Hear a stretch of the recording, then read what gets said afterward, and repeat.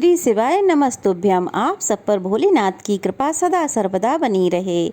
शिवरात्रि यानी कि मोक्ष की रात्रि। वैसे तो साल भर में 12 शिवरात्रि आती हैं, क्योंकि हर महीने में कृष्ण पक्ष की चतुर्थी तिथि को शिवरात्रि कहा गया है। लेकिन इन सब में भी सावन महीने की शिवरात्रि का विशेष महत्व है।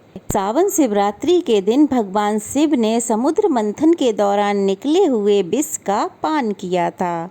इस विष के ताप को शांत करने के लिए सभी देवताओं ने भगवान शिव का जल से और पंचामृत से अभिषेक किया था। इसीलिए भगवान शिव नीलकंठ कहलाए। इसीलिए सावन शिवरात्रि के दिन जला अभिषेक किया जाता है। भक्त कांवड़ में जल भरकर बड़ी दूर दूर से लाते हैं और भोलेनाथ का अभिषेक करते हैं। यदि शिवरात्रि के दिन चारों पहरों की पूजा की जाए तो धर्म, अर्थ, काम और मोक्ष की प्राप्ति होती है। लेकिन जो भक्त सावन शिवरात्रि की पूजा विधि के बारे में नहीं जानते या चार पहरों की पूजा करने में असमर्थ हैं, तो वो इस दिन सुबह और शाम के समय, शाम को प्रदोष काल में और सुबह के समय भी निर्धारित मुहूर्त में पूजा करके आप भगवान शिव की कृपा प्राप्त कर सकते हैं। तो आपके मन में यह प्रश्न होगा कि सावन शिवरात्रि को भगवान शिव की पूजा किस प्रकार से करनी चाहिए और कौन कौन सी बातों का आपको ध्यान रखना चाहिए। तो ये सारी बातें आज के वीडियो में जानने वाली हैं, तो वीडियो को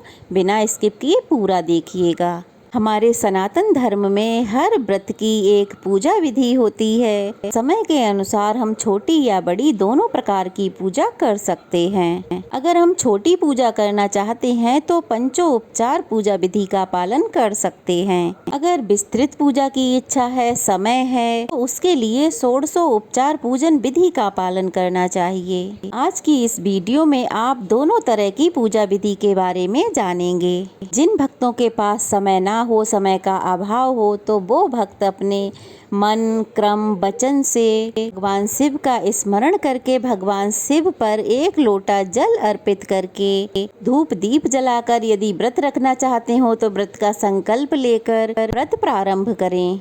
कथा का श्रवण अवश्य करें। सारा दिन ओम नमः शिवाय मंत्र का जाप करें और शाम को एक बार फिर से प्रदोष काल में भगवान शिव का पूजन करें। प्रदोष काल में धूप दीप जलाएं, भगवान शिव को अखंडित चावल अर्पित करें और भांग, धतूरा, बेलपत्र, समीपत्र, विभूति, पंचामृत, फलों का रस, इनमें से जो कुछ भी सामग्री आपके पास हो उसे सच्चे मन से भगवान शिव को अर्पित करें।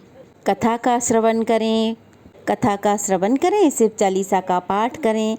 यदि किसी गंभीर बीमारी से ग्रस्त हैं या घर में कोई सदैव बीमार रहता हो तो महामृत्युंजय मंत्र का रुद्राक्ष की माला से जाप करें। कपूर जलाकर आरती करें और फिर सच्चे मन से भगवान शिव से पूजा में हुई गलती के लिए क्षमा याचना करें। आज के दिन भगवान शिव को और पूरे शिव परिवार को दूध से बनी मिठाई का, दही का भोग आप लगा सकते हैं। शुद्ध सात्विक भोजन का भी भोग आप लगा सकते हैं। और आज के दिन आप अखंडित चावल से बनी, गाय के दूध से बनी खीर का भोग भी भगवान शिव को लगा सकते हैं। हरे साबुत मूंग भी आज के दिन शिव को अर्पित करने चाहिए। फिर प्रसाद के रूप में आप जो भी भगवान शिव को अर्पित करते हैं, फल, मिठाई, दूध, उसको ग्रहण करके व्रत का पारणा कर सकते हैं। शिवरात्रि के व्रत में पूरा दिन व्रत रखा जाता है। कुछ लोग इसे निराहार भी रखते हैं और कुछ लोग शाम की पूजा के बाद फलाहार ग्रहण कर लेते हैं। लेकिन अन्न का सेवन आपको अगले दिन सुबह भगवान शिव की पूजा करके भगवान शिव पर जल चढ़ाकर ही करना चाहिए। इस बार 2 अगस्त शुक्रवार को सावन शिवरात्रि है। व्रत इसी दिन रखा जाएगा और अगले दिन व्रत का पारणा किया जाएगा। चतुर्दशी तिथि प्रारंभ होगी 2 अगस्त शुक्रवार को 3:28 से और समाप्त होगी 3 अगस्त शनिवार दोपहर 3:50 पे। जो भी भक्त 4 पहर की पूजा करने में समर्थ नहीं हो तो वो 2 अगस्त शुक्रवार को प्रदोष काल में शाम 6:18 से 7:48 के बीच में पूजा कर सकते हैं। और 4 पहरों की पूजा का शुभ मुहूर्त इस प्रकार रहेगा। जिसमें प्रथम पहर की पूजा का समय रहेगा शाम 7:11 से 9:49 तक और दूसरे पहर की पूजा का शुभ मुहूर्त रहेगा 9:49 से मध्य रात्रि 12:27 तक। तीसरे पहर की पूजा का मुहूर्त रहेगा 12:27 से सुबह 3:06 तक और चौथे पहर की पूजा का शुभ मुहूर्त रहेगा 3:06 से लेकर 5:44 तक। सावन शिवरात्रि में रात भर जागरण करके भगवान शिव की पूजा 4 पहरों में की जाती है। व्रत का पारण अगले दिन यानी कि 3 अगस्त शनिवार को सुबह 5:44 से दोपहर 3:49 के बीच में किया जाएगा। अब जो लोग छोटी पूजा करना चाहते हैं, जिनके पास समय का अभाव हो, उनके लिए पंचोपचार पूजा विधि का जो क्रम है वो इस प्रकार है।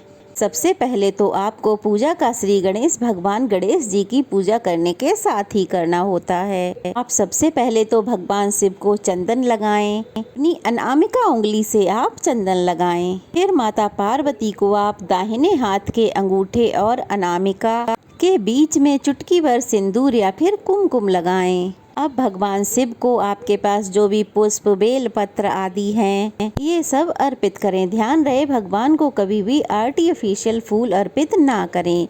जो नेचुरल फूल होते हैं, पत्र बेल पत्र भांग धतूरा, वो सब अर्पित करें। भगवान को चढ़ाए जाने वाले पुष्पों को कभी सूंघना नहीं चाहिए। भगवान को पहले बेलपत्र चढ़ाएं, उसके बाद पुष्प चढ़ाएं। जो भी सामग्री जिस देवता को प्रिय होती है वह उसे पहले अर्पित करें। जैसे भगवान गणेश जी को दूर्वा प्रिय है तो उन्हें सबसे पहले दूर्वा अर्पित की जाती है। भगवान शिव को कनेर के पुष्प अर्पित करें। भूल कर भी आज के दिन भगवान शिव को तुलसी पत्र या फिर केतकी के फूल अर्पित नहीं करने चाहिए। भगवान को पुष्प चढ़ाने की एक और विधि है जो शायद आप लोगों को ना पता हो। वो ये है कि भगवान को कभी भी पुष्प जो आप चढ़ाते हैं वो उनके सर पे नहीं चढ़ाने चाहिए, बल्कि उनके चरणों में चढ़ाने चाहिए। डंठल जो है वो भगवान की ओर, यानी कि जो पंखुड़ियां हैं वो अपनी ओर, इस तरह से भगवान को पुष्प अर्पित करें। पंचोपचार में तीसरी विधि है भगवान को धूप दिखाना। भगवान को धूप दिखाते समय बाएं हाथ से घंटी जरूर बजाएं। चौथी विधि है भगवान की दीप आरती करना। जब भी हम कोई पूजा करते हैं तो मूर्ति विराजमान कराने के बाद सबसे पहले दीप जलाया जाता है। तो सबसे पहले आप दीप जला कर रखें, उसके बाद ही जो विधि बताई है उस विधि से पूजा संपन्न करें। तो जो आपको दीप आरती करनी है, 3 बार धीमी गति से आरती उतारनी है। दाहिने हाथ से आरती उतारनी है और बाएं हाथ से घंटी बजानी है। दीप जलाते समय भी आपको कुछ बातें ध्यान रखनी होती हैं, जैसे कि दीप प्रज्वलित करने के लिए एक दिए से दूसरा दिया ना जलाएं। तेल के दिए से घी का दीपक कभी ना जलाएं। पूजा घर में हर दिन तेल के दीपक की नई बाती जलाई जाती है। तेल की हो या घी की हो, बाती रोज नई ही जलाई जाती है, पुरानी बाती इस्तेमाल नहीं करते। फिर भगवान को नैवेद्य निवेदित किया जाता है। भगवान का नैवेद्य यानी कि भगवान का प्रसाद जब हम बनाते हैं तो ध्यान रहे कि उसमें लाल मिर्च या सादे नमक का प्रयोग बिल्कुल नहीं होना चाहिए। हो सके तो आप भगवान का नैवेद्य देसी घी में बनाएं और वास्तविक पदार्थों का इस्तेमाल करें। नैवेद्य के लिए तैयार की गई थाली में नमक नहीं परोसना चाहिए। भगवान को नैवेद्य अर्पित करने से पहले उस थाली को हमेशा ढक कर रखें। नैवेद्य अर्पित करते समय भूमि पर सबसे पहले जल से चौकोर मंडप बनाएं, उसके ऊपर ही थाली को रख दें। थाली रखने के बाद हाथ में जल लेकर क्लॉकवाइज जैसे घड़ी घूमती है, जल से एक बार जल का मंडप और बनाएं। केवल एक बार ही थाली के ऊपर जल को गोल घुमाना चाहिए। नैवेद्य अर्पित करते समय मन में ऐसा ध्यान रखें कि हमारे द्वारा अर्पित किया गया नैवेद्य भगवान शिव तक पहुंच रहा है, ऐसा मन में भाव रखें। भगवान को नैवेद्य अर्पित करने के बाद कपूर जलाएं। कपूर जलाने से अच्छी ऊर्जा आती है, सकारात्मकता आती है। फिर शंख बजाएं, भगवान शिव की भावपूर्वक आरती उतारें। आरती करने के पश्चात नाक के सबसे मूल पर यानी कि नाक का जो सबसे आगे का हिस्सा होता है वहाँ पर विभूति लगाएं और 3 बार तीर्थ प्राशन करें, यानी कि हाथ में यानी कि दाहिने हाथ में जो जल है 3 बार जल लेकर उसे ग्रहण करें। सबसे अंत में प्रसाद ग्रहण करें, उसके बाद में आप हाथ धोएं। यह थी पंचोपचार पूजा विधि। अब जानिए षोडशोपचार पूजा विधि क्या होती है। किसी भी व्रत वाले दिन आपको अपने घर की अच्छे से साफ सफाई तो करनी ही चाहिए, साथ ही अपने मंदिर को भी साफ स्वच्छ और पवित्र कर लेना चाहिए। पूजा करने से पहले अपने आप को शुद्ध कर लें, स्नान कर लें, साफ शुद्ध वस्त्र धारण करें और अपने ऊपर गंगा जल जरूर छिड़कें। अपने पूरे घर में और मुख्य द्वार पर भी गंगा जल जरूर छिड़कें ताकि पूरी निगेटिविटी खत्म हो जाए। अब एक आसन पर बैठकर पूर्व दिशा की ओर मुंह करके भगवान का ध्यान करना है और अब भगवान का सच्चे मन से ध्यान करना है। ये आपको षोडशोपचार पूजा विधि बताई जा रही है जिसमें 16 प्रकार से पूजा की जाती है। दूसरे स्थान पर आपको आवाहन करना होता है। तीसरी विधि में भगवान को आसन दिया जाता है जिसमें आपको चावल साबुत लेने हैं, यानी कि साबुत चावल का आसन देना है भगवान को, या फिर आप पुष्प का भी आसन दे सकते हैं। आदर पूर्वक भगवान शिव से प्रार्थना करें कि वे इस आसन पर विराजमान हों। चौथे नंबर पर पाद्य के रूप में आपको भगवान शिव जी के हाथ पांव धुलाने के भाव से जल अर्पित करना चाहिए। अब भगवान को अर्घ दिया जाएगा। दाहिने हाथ में आप थोड़ा सा जल लेकर महादेव के चरणों में अर्घ अर्पित करें। फिर आचमन किया जाता है। आचमन यानी कि मन, वचन और कर्म से हम सदैव पवित्र रहें। उसके बाद भगवान की मूर्ति या तस्वीर जो भी है उनको आचमन कराया जाता है। फिर भगवान को स्नान कराया जाता है। भगवान शंकर को पहले पंचामृत से स्नान कराएं, बाद में शुद्ध जल या गंगा जल से स्नान कराएं। स्नान के बाद भगवान की मूर्ति या तस्वीर को साफ सुथरे कपड़े से साफ करना चाहिए। फिर भगवान को वस्त्र अर्पित किए जाते हैं। अगर वस्त्र नहीं है तो मन में वस्त्र का भाव करते हुए आप भोलेनाथ को कलावा अर्पित कर सकते हैं।